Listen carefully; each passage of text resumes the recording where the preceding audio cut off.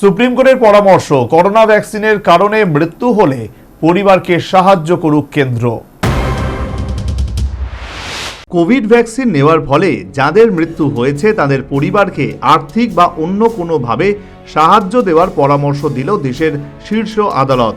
মঙ্গলবার supreme court মৌখিকভাবে কেন্দ্রকে জানিয়েছে মৃতদের পরিবারকে কোনোভাবে সাহায্য করা যায় কিনা সেই নিয়ে নতুন কোনো নীতি প্রণয়ন করা যেতে পারে। উল্লেখ্য, কোভিশিল্ড নেওয়ার পর অনেকের মৃত্যু হয়েছিল বলে মামলা দায়ের হয় সুপ্রিম কোর্টে। যদিও ভ্যাকসিনের পার্শ্ব প্রতিক্রিয়া নিয়ে দায়ের হওয়া মামলা খারিজ করে দেয় শীর্ষ আদালত। প্রসঙ্গত, কোভিশিল্ড প্রস্তুতকারী সংস্থা অ্যাস্ট্রাজেনেকা স্বীকার করেছিল তাদের টিকা যারা নিয়েছেন তাদের মধ্যে থ্রম্বোসিস বা রক্ত জমাট বাঁধার লক্ষণ দেখা দিতে পারে।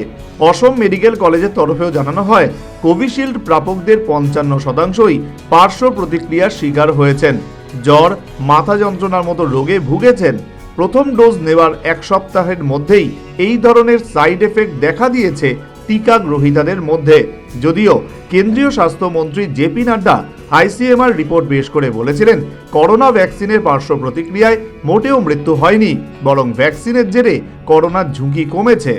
বর্তমানে দেশে কোভিড ভ্যাকসিন নেওয়ার ফলে মৃতদের পরিবারকে সাহায্য করার কোনো নীতি নেই বিপর্যয় মোকাবিলা আইনে, কিন্তু সাহায্য করা উচিত।